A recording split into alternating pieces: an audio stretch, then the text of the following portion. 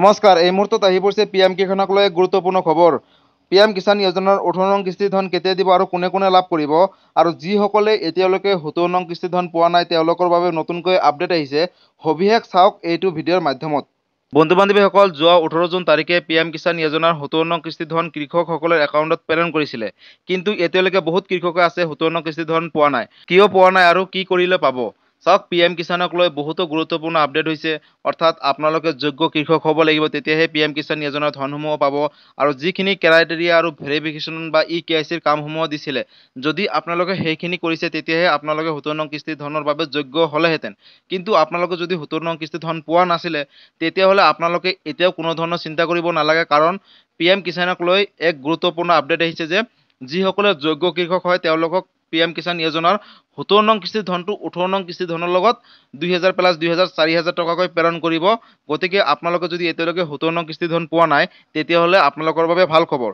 আপোনালোকে যদি 70 নং কিস্তি ধনটো 18 নং কিস্তি ধনৰ লগত লাভ কৰিব বিচাৰিছে, তেতিয়াহ'লে চাব আপোনালোকৰ KYC সমূহ য়েছ আছে নে নাই, লেণ্ড শ্বেডিংটো য়েছ আছে নে নাই, আৰু বেংক আৰু আধাৰ শ্বেডিংটো য়েছ হৈ আছে নে নাই।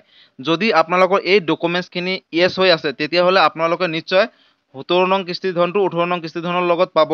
আৰু যদি আপোনালোকৰ এইখিনি ঠিক নাই, হয়তো আপোনালোকৰ বেংকৰ লগত আধাৰ কাৰ্ডটো লিংক নাই, তেতিয়াহ'লে আপোনালোকে IPB অৰ্থাৎ ইণ্ডিয়ান পোষ্ট পে'মেণ্ট বেংক ডাকঘৰত গৈ আপোনালোকে এটা একাউণ্ট খুলি ল'ব, আৰু সেই একাউণ্টত পিএম কিষাণ যোজনাৰ 70 নং কিস্তি ধন আৰু 18 নং কিস্তি ধন তাতে সোমাব। বা আপোনালোকে যদি কেইবাটাও লেট হৈ আছে বেংকৰ লগত আধাৰ কাৰ্ড শ্বেডিং নথকাৰ বাবে, তেতিয়াহ'লে আপোনালোকে সেই ধনসমূহ ডাকঘৰ একাউণ্টত পোনপটীয়াকৈ চৰকাৰে সোমাই দিব। আৰু যদি আপোনালোকৰ লেণ্ড শ্বেডিংটো হয়তো ন হৈ আছে, তেতিয়াহ'লে আপোনালোকৰ যোনটো মাটিৰ জমাবন্দী সেইটো ঠিক কৰিবলৈ হ'লে আপোনালোকে CHC চেণ্টাৰত গৈও কিন্তু আপডেট দিব পাৰিব। আৰু যদি আপোনালোকৰ হয়তো KYC সমূহ ঠিক নাথাকিলে, তেতিয়াহ'লে আপোনালোকে KYC সমূহ কিন্তু CHC চেণ্টাৰত গৈয়ে আপডেট দিব পাৰিব। তো বন্ধু বান্ধৱীসকল, আপোনালোকে পলম নকৰি পোনপ্ৰথমতে বেনিফিচিয়াৰী ষ্টেটাছটো চেক কৰি লওক। আৰু যদি বেনিফিচিয়াৰী ষ্টেটাছটো চেক কৰিব নোৱাৰে, মই অলৰেডি ভিডিঅ' বনাইছোঁ, সেই ভিডিঅ'সমূহ চাব। আৰু নহ'লে CHC চেণ্টাৰত গৈ কিন্তু আপোনালোকৰ নিজৰ বেনিফিচিয়াৰী ষ্টেটাছটো ৰেজিষ্ট্ৰেশ্যন নাম্বাৰৰ জৰিয়তে আপোনালোকে চাব পাৰিব।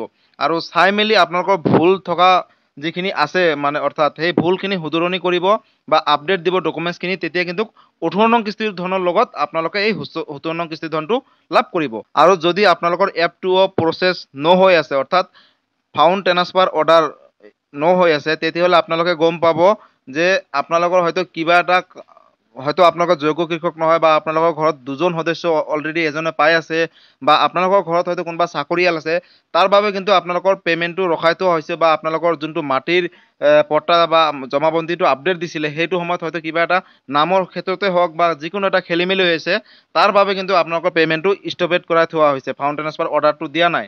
আৰু তাৰ বাবে আপোনালোকে এগ্ৰিকালচাৰ অফিচৰ গৈ যোগাযোগ কৰিব লাগিব, আৰু তেওঁলোকক গৈ পেলাই আপোনালোকৰ ৰেজিষ্ট্ৰেশ্যন নম্বৰৰ সৈতে দেখাব, আৰু তেওঁলোকে হয়তো আপোনালোকৰ যোনটো ভুল হৈ আছে সেইটো শুধৰণি কৰিবলৈ ক'ব, আৰু অহা 18 নং কিস্তি ধনৰ লগত কিন্তু আপোনালোকে 70 নং কিস্তি ধন পাব। আৰু কিছুমানৰ হয়তো পে'মেণ্ট এপ্ৰুভেল বাই ষ্টেট বা ডিষ্ট্ৰিক্ট কিবা এনেকুৱা যদি আছে, তেতিয়াহ'লে গম পাব আপোনালোকৰ যিকোনো হয়তো নামৰ ক্ষেত্ৰত হওক বা বেংকৰ একাউণ্টৰ লগত আপোনালোকৰ নামটো মেটচ হোৱা নাই, বা আধাৰ কাৰ্ডৰ লগত আপোনালোকৰ বেংক একাউণ্টৰ লগত নামটো মেটচ হোৱা নাই, তাৰ বাবে কিন্তু আপোনালোকে হয়তো এই 70 নং কিস্তি ধনৰ পৰা বঞ্চিত হৈ আছে। আৰু এইখিনি ঠিক কৰাৰ লগালগ কিন্তু আপোনালোকে পে'মেণ্টসমূহ বা ধনসমূহ নাপায় ডাইৰেক্ট। যেতিয়া 18 নং কিস্তি ধন দিব, তেতিয়াহে আপোনালোকে এই যিখিনি লেট থকা ইনষ্টলমেণ্ট সেইখিনি আৰু 18 নং কিস্তি ধনৰ লগতে লাভ কৰিব একেবাৰে। তো বন্ধু বান্ধৱীসকল, আজি আছিলে এইটো 70 নং কিস্তি ধনক লৈ এটা ডাঙৰ খবৰ। আৰু 18 নং কিস্তি ধন কেতিয়া দিব চাওক, পিএম কিষাণ যোজনাক লৈ বহুতো গুৰুত্বপূৰ্ণ আপডেটসমূহ আহি আছে ইতিমধ্যে। আৰু বছৰি 6000 টকাৰ জেগাত 8000 টকা কৰিবলৈ বিত্তমন্ত্ৰী নিৰ্মলা সীতাৰামনে অলৰেডি আপোনাৰ কেবিনেটত প্ৰশ্ন উত্থাপন কৰিছে, আৰু কেইবাজনে ছাপোৰ্ট কৰিছে, হয়তো অতি শীঘ্ৰেই বছৰি 8000 টকা হ'বলৈ গৈ আছে।